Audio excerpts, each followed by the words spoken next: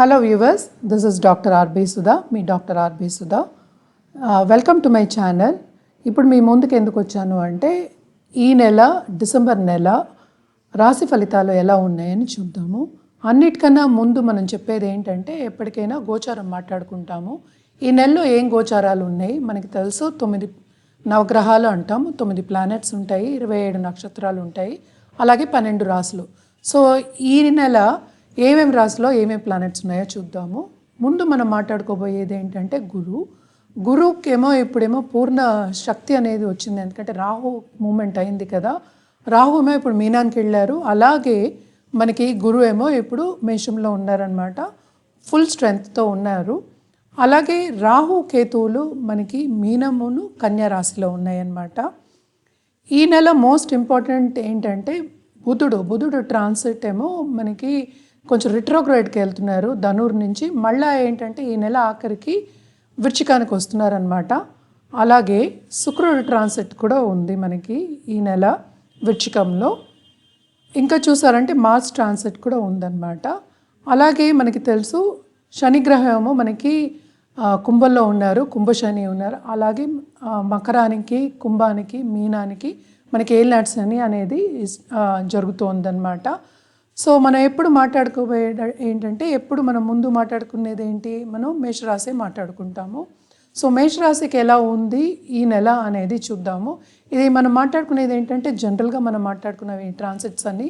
Mercury retrograde అయితే మనకి తెలుసు అసలు బిజినెసెస్ అంత బాగుండదు అని మనకి అందరికీ తెలుసు. సో అది కాకుండా ఏంటంటే మిగతా రాశి వాళ్ళకి కూడా ఎలా ఉంటుంది, ఎలాంటి సత్ఫలితాలు ఉంటాయి అన్ని రాశుల వాళ్ళకి అనేది చూద్దాం అన్నమాట.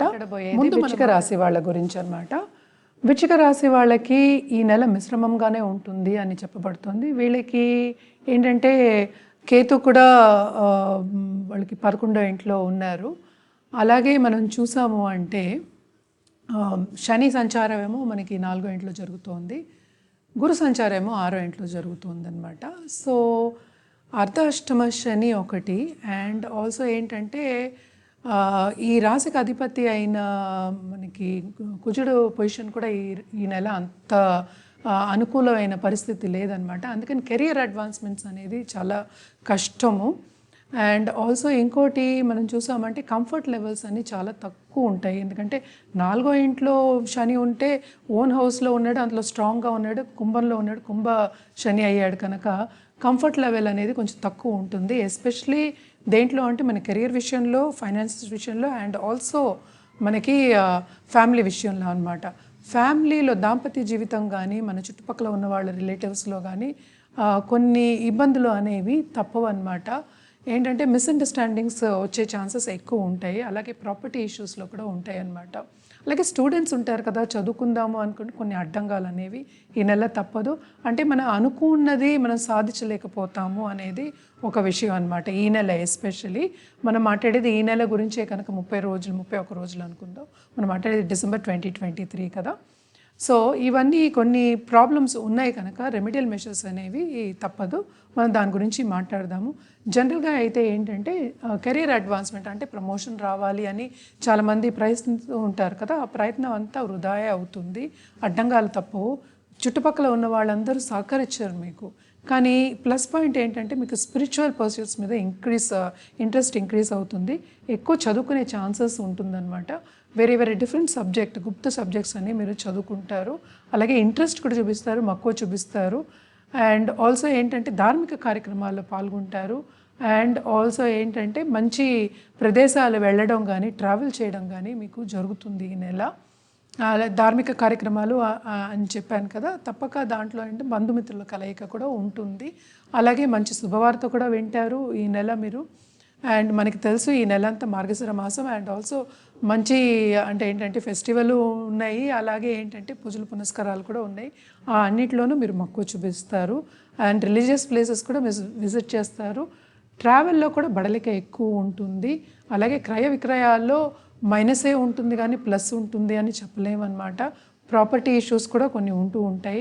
ఎస్పెషల్లీ బిజినెస్ చేసే వాళ్ళకైతే కొంచెం కష్టమే. ఎస్పెషల్లీ పార్ట్నర్షిప్ బిజినెస్ అంటే కొంచెం కష్టంగానే ఉంటుంది. ఎందుకంటే లోన్స్ ఎక్కువ తీసుకోవాల్సి వస్తుంది. ఆరో ఇంట్లో సంచారం మనకి గురు సంచారం జరుగుతుంది కనుక లోన్స్ అనేది చాలా ఎక్కువ, అలాగే ఫైనాన్షియల్ డ్రెయిన్ అనేది చాలా ఎక్కువ ఉంటుందన్నమాట. కొంచెం జాగ్రత్తగా చూసుకోవాలి, ఫైనాన్షియల్ ప్లానింగ్ అనేది చేసుకోవాలి. ఫైనాన్షియల్ డ్రెయిన్ అయితే తప్పదు. హెల్త్ విషయంలో అయితే కొంచెం బాగానే ఉంటుంది అనే చెప్పుకోవాలి. కంఫర్ట్ లెవెల్ తగ్గింది కనుక చిన్న చిన్న ఏమైనా అంటే ఇన్ఫెక్షన్స్ రావడం కానీ, ఎస్పెషల్లీ హెడేక్స్ అలాంటివి రావడం కానీ, ఐ ప్రాబ్లమ్స్ రావడం కానీ జరుగుతూ ఉంటాయి. అలాగే దాంపత్య జీవితంలో కొంచెం అనుకూలత అనేది తగ్గుతుంది. ఎందుకంటే ఫస్ట్ హాఫ్లో బాగానే ఉంది, సెకండ్ హాఫ్లో మళ్ళీ కూడానే రిట్రోగ్రేడ్లో వచ్చి మళ్ళీ వస్తున్నారు కనుక కొంచెం ప్రాబ్లం ఉంటుంది అని చెప్పబడుతోంది అనమాట. నేను మాట్లాడేది ఏంటంటే బుధుడు మనం ఆల్రెడీ చెప్పాను కదా, మళ్ళీ ఏమో వృచ్చికానికి వస్తున్నారు ఈ నెలాఖరికి. సో ఈ నెలాఖరుకి వరకు కొంచెం బాగానే ఉంటుంది, తర్వాత కొంచెం ఇబ్బందులు పడతారు, ఎస్పెషలీ దాంపత్య జీవితంలో అండ్ ఆల్సో అలాగే ఫైనాన్షియల్ దాంట్లో. మనం రెమెడియల్ మెషర్స్ చేయాలి అంటే ఏం చేయాలి అనేది చూద్దాము. పరిహారాలని నేను చెప్పేది, శనికి తప్పక శనివారం వెళ్ళి దానం ఇవ్వడం అనేది ఉత్తమం. అలాగే శని చాలీస చదువుకోవచ్చు, హనుమాన్ చాలీస కూడా చదువుకోవచ్చు. ఈ రెండిట్లో ఏదైనా పర్వాలేదు, చదువుకోవడం అనేది చాలా మంచిదన్నమాట. అలాగే మనం మంగళవారం తప్పక సుబ్రహ్మణ్య స్వామికి వెళ్ళి చేసుకోవడం, కార్తికేయకి వెళ్ళి చేసుకోవడం అనేది చాలా మంచిది. అలాగే కుజ జపం చేయడం అనేది చాలా మంచిది. 7,000 సార్లు చెప్తాం యూజువల్గాను. ఇది చేస్తే చాలా బాగుంటుంది, ఎందుకంటే ఫ్యూచర్లో మీకు మంచి సూచనలు కనిపించడం, మంచి ఆపర్చునిటీస్ రావడం, అలాగే ముందుకు సాగడం అనేది జరుగుతుందని అన్నమాట. అందుకని తప్పక కుజ జపం చేసుకోవడం అనేది చాలా మంచిది. 7,000 సార్లు, అది 14,000 సార్లు కూడా చేసుకోవచ్చు.